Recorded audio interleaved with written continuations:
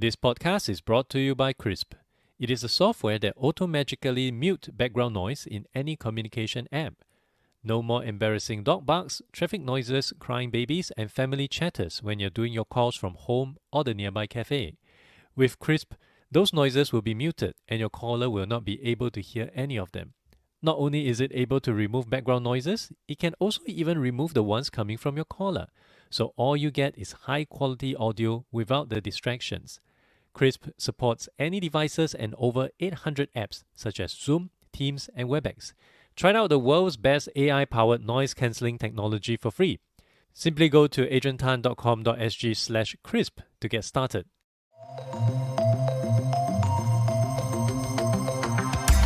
Welcome to the Adrian Tan Show. This is my podcast where I have deep conversations with the people who are enabling organizations to become ready for the future of work. My guests include a mindfulness coach, the folks behind Singapore's most popular investment app, and many more. They all have one thing in common, and that is to level up your organizations through your people. My guest today is Tulika Tripathi. She is the founder of Snaphunt, a smart hiring platform that helps people find jobs and employers to hire talent quickly and accurately. It is Asia's leading remote hiring platform that helps employers find top talent anywhere quickly and conveniently. Snaphunt also matches job seekers with opportunities that are a fit with their skills, work style, and motivation to help them find the right jobs and maximize their potential. And she founded Snaphunt on the back of more than 20 years of experience in starting up, growing, and turning around businesses in multiple geographies. She has extensive experience within recruitment and has previously held various senior leadership roles in global recruitment firms such as Michael Page Geneva, Page Group Singapore, Michael Page India, as well as Hudson Global Asia. Tulika is also the author of Alice in Corporateland, a book on achieving success published by Penguin Portfolio. Please welcome my guest, Tulika Tripathi. Hi Tulika, thank you for coming on to the show. Hi, Adrian. It's good to be here. Let's start off by understanding a bit about Snaphunt. What is Snaphunt? How do you come up with the idea and what problem is it trying to solve? Sure. So, Adrian, I come from a recruiting background and I've experienced firsthand how hiring, good talent can be a big pain point for employers. And I've also seen how job seekers can really struggle to find the right job conveniently and, find a job that fulfills not only their skills but also their motivations and their career goals. And Snaphunt is a platform that does so. So, it's an AI enabled remote hiring platform that helps employers hire talent anywhere really quickly and conveniently while helping job seekers find jobs that match both their skills and their career goals. Could you explain to me in terms, assuming that I know nothing about recruitment? Sure, sure. I mean, like recruitment is like dating, right? In a way, it's like matchmaking, but a little bit more because you're trying to find a person who knows how to do elements of your role, who's likely to thrive in your organization and that particular context of the role, and who's really motivated by what your company has to offer. And that's what you're typically looking for. However, in real life, there are lots of people out there, and it's difficult to know who is the right one to speak to, which is why companies invest hundreds of thousands and actually millions and billions of dollars to be able to find these people. And same thing as a job seeker, you spend lots of time on different job boards trying to look through roles and in your mind work out, okay, which one is likely to be a good fit for me, and those that look about right, where is it that I'm likely to succeed. Now, Snaphunt number one does away with a lot of all of this issue by showing employers only talent that really match their requirements, and also showing job seekers roles that really match what they're really looking for. And we do that through a series of algorithms that measure people's skills, psychometrics, and their motivations. But there is a bigger problem at play now, especially with COVID, Adrian, which I think a lot of us can relate to, and that is that we're all working from home. And a number of us, realize that this has actually been quite productive, and as a result, are looking to hire team members who will continue to work in a remote environment. Now, at the same time, in many markets, it's become extremely difficult to find good digital talent because there's such a big demand for them. Companies have accelerated their digital transformation. They're all looking for similar people, and visas have become much more difficult when you're trying to get these people from outside a geography. Now Snaphunt really simplifies that by helping you find people not only in your geography, but really across geographies who can do that job for you. So that's how we enable remote hiring, helping employers find that right talent literally anywhere. So for you, it's really as simple from a job seeker's perspective is, you sign up, you create your profile, and then the system alerts you with job proposals that it believes that are a fit, and then you can start your journey by clicking yes right there. And you emphasize on digital worker. Is that the key emphasis for Snaphunt right now? Yeah, I think we are a white collar hiring platform, so we do have roles across multiple specialist functions. But if you see what's happening post pandemic, it just comes down to where the most volume of hiring is, and a high volume of hiring is in the digital area. And by digital, I mean, it could be digital marketing, it other areas of like growth marketing, performance marketing, sales, but specifically with people with have who have SaaS sales background, etc. And then of course, things like data analytics, data science, technology, and design, etc. That's where really a lot of roles have come in, because so many companies have gone online, because consumers have gone online. And these are roles that sounds very much highly sought after, especially in a market like Singapore. Correct. And when I speak with companies that are also doing something similar, Mhm. it seems that driving the supply of such people, Mhm. such talent, is always the key challenge that they are faced with. How do you resolve the talent part in trying to drive up the supply Yeah. so that employers who uses your platform will be able to get those people in to run through your screening mechanism? Sure. So that's a great question. So we do more than just screen. We actually have, at the moment, over 500,000 white collar professionals in the region on the platform. Now, since we've gone live slightly over 2 years ago, we've engaged in a series of channels for sourcing. So we do sourcing across multiple data sources all the time automatically. So apart from the various job boards, etc., on a continuous basis, our platform also sources candidates from multiple data sources, such as social networks, etc., and brings them to clients or employers on the platform, and then they can reach out to that talent directly. So what that means, Adrian, in sort of maybe less technical speak, is that apart from talent that is on the platform, the platform is also continuously sourcing through traditional channels like job boards, etc., on behalf of employers, but also sourcing through what we call open web sourcing, so through social networks, etc., and showing employers talent that may be passive, but gives them a way to reach out to them on the platform as well. So in addition to the active job seekers, I guess the secret sauce for you guys is also to seek out the Passive. passive ones that might be residing somewhere on GitHub, somewhere on Correct. the web, On and all then the just social do the networks and multiple data sources. Correct. right, right. Okay. I would really want to touch on what happened, during this pandemic period with all the remote working. But before that, I just want to just take a step back and to understand a bit more about your journey with SnapHunt. Obviously, you and I came from the same industry, Yeah. and you obviously have some preconceived notions on how recruitment would work. I'd like to understand: has there been any form of perception that you brought across to SnapHunt, which you tested the thesis might not really work, and how you managed to adjust along the way? Yeah, no, it's a great question, Adrian. And you're so right. I've come into, I came into found Snaphunt on the back of, a number of experience, years of experience within recruitment agencies, right?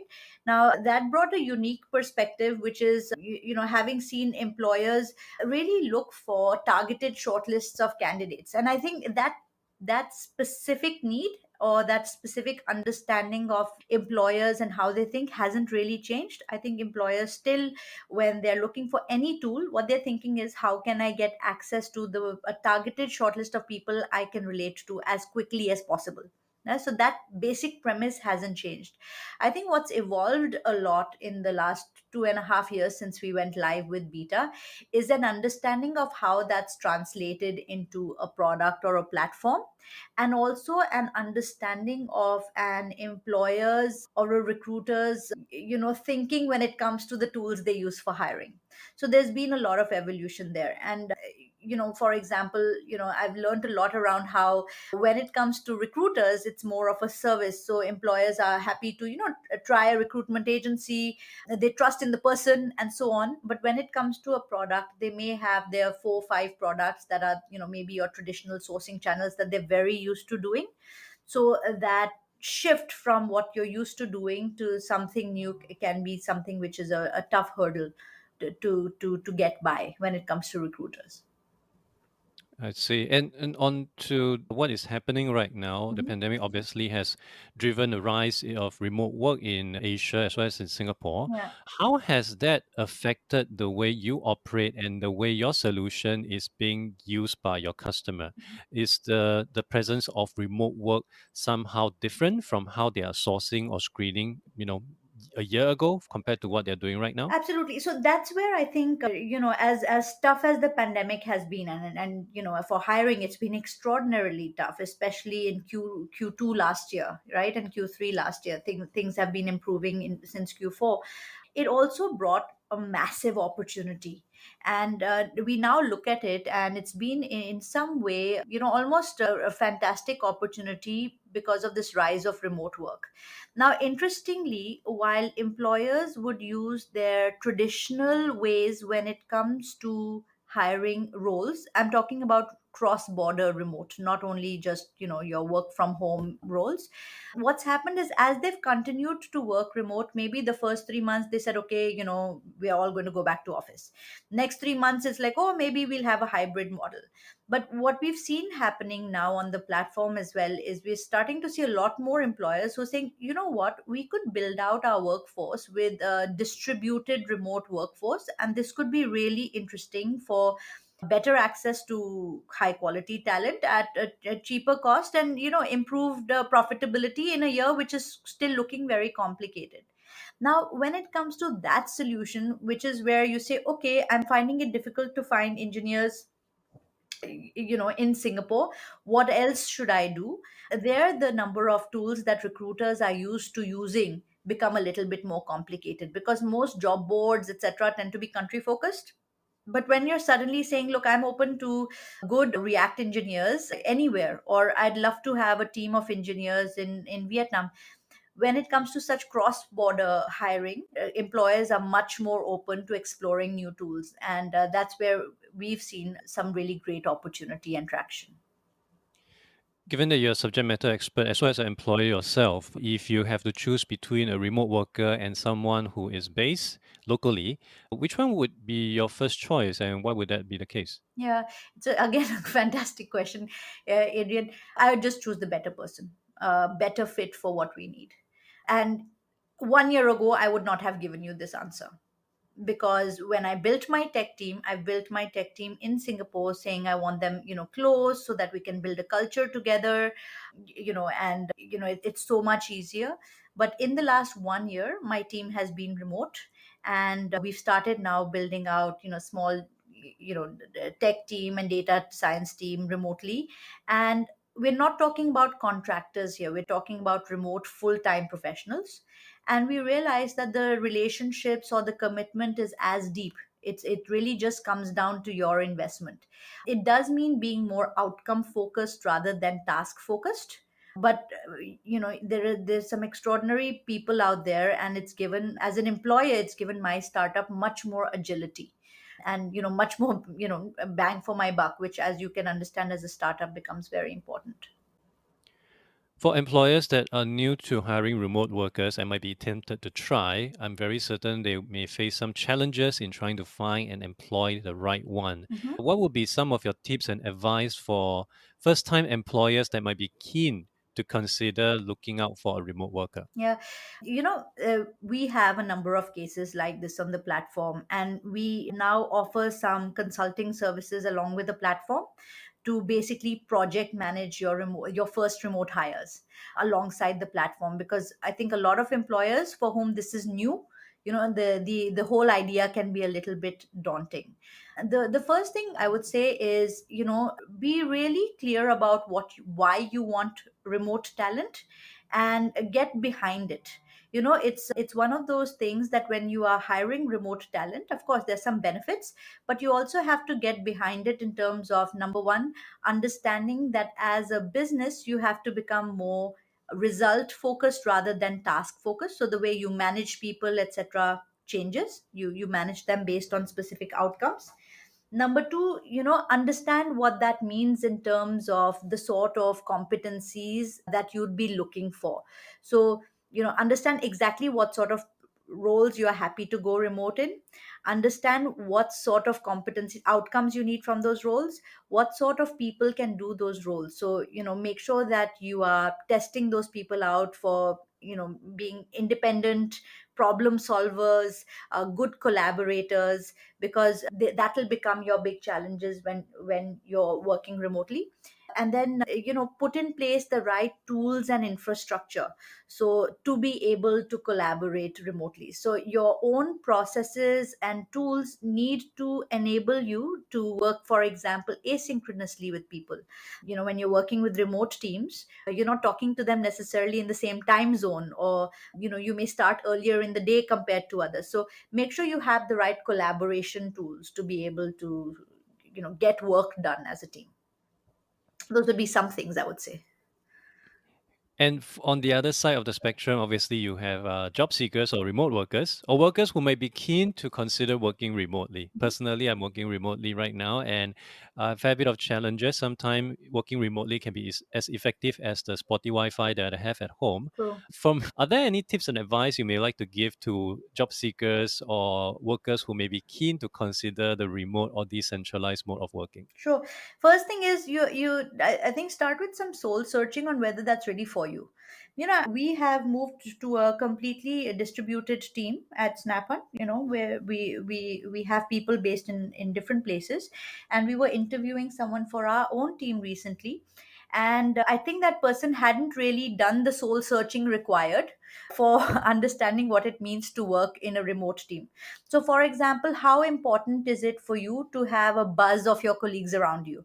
If that's something that is really important for you, or you need to collaborate, consistently with someone all the time, then remote work may not be for you. So before you even start, just think about whether you are someone who wants to work independently and who can work well independently. So that's one. The second piece is, think about, what value can you bring to a remote employer. So of course, remote work opens up for a remote worker incredible opportunities for work beyond their own geographical boundaries. It can bring lots of benefits. It brings, more flexibility to their work day, can bring more productivity.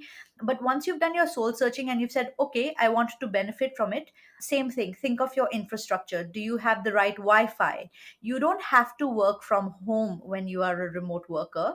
You can be a remote worker who works from a co-working space, for example, right? So number two is, do you have the infrastructure, or can you build the infrastructure around you to be able to work remotely? And number three, do you understand what it means, or have you got the skills to be able to collaborate asynchronously? So if you haven't, just brush up on different collaboration tools so that you're comfortable moving into that when the time comes. And companies that will be keen to look at Snaphunt, who will you define as your ideal target companies that should really check out Snaphunt and bring their recruitment to the next level? Sure. I would say that, companies that are looking to build teams across the region. So, companies that are looking to build, number one, cross border hiring. So, if you are looking to hire talent, build your back offices, technology teams, or even your sales teams, we have a number of employers on the platform that are building sales teams in different countries in Asia right now, etc.